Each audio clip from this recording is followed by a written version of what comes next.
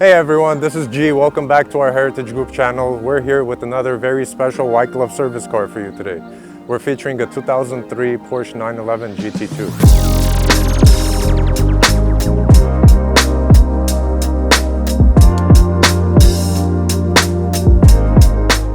Before we get into that, if you don't know what our white glove service is, make sure to check it out on our website. It's where we help our clients get the best value for their cars at online auctions. So, without further ado, let's get into the GT2. This car here is a 4-owner car. 2 of them happen to be dealerships and 2 private party owners. The current owner who's selling this car has put about 686 miles on it every year. It's been pampered and garage kept the whole time. All maintenance done on time. Big stack of invoices to prove it. And so without further ado, let's get into the details. Now, starting from the outside, the main big difference that you'll notice between the GT2 and the turbos is the slats in the front bumper, right?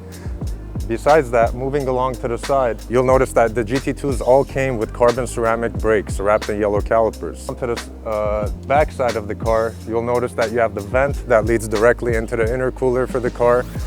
Same concept as the turbo, however, the main difference, this engine puts out about 40 more horsepower at 462 horsepower.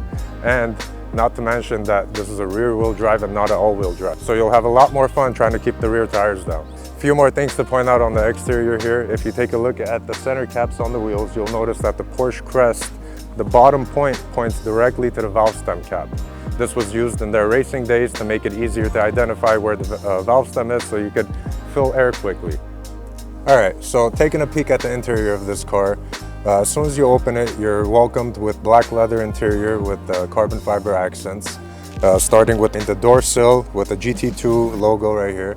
Then you have the carbon fiber steering wheel, carbon fiber cluster panel, carbon fiber trim running along the line of the dash, as well as the radio surround, the shift knob, and the e-brake handle. To match the speed yellow GT2 paint job, you also have the transmission tunnel, the center console here painted in speed yellow. This car is a 6-speed, all gears shift perfectly normal, no pop-outs, no grinds. This car has had a full pre-purchase inspection, which it passed with flying colors and is ready for its new caretaker.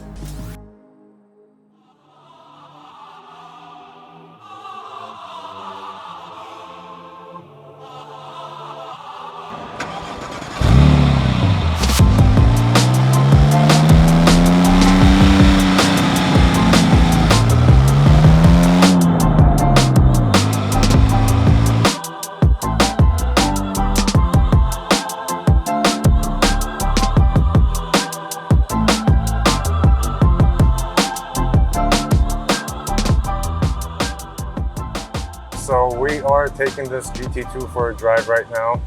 It's one thing to stand on the outside and admire this car from the outside, but it's a whole other story to drive this thing. I mean, it just feels so fantastic. The only other 996s I've driven before this was a C4S and a turbo. And I mean, this is a lot closer to the turbo, but still doesn't compare at all. It just feels a lot more raw, a lot more visceral. When you step on it, you better be holding on tight. I mean, this thing just handles like it's on rails. You could just throw this left and right and it just sticks and just wants to keep going. As far as shifting, it just shifts beautifully through all the gears. Again, like I said, there's no grinds, there's no pop-outs, none of that. Turning radius is pretty good. You do U-turn and acceleration. I mean, that's the one thing that we all love about this car, right?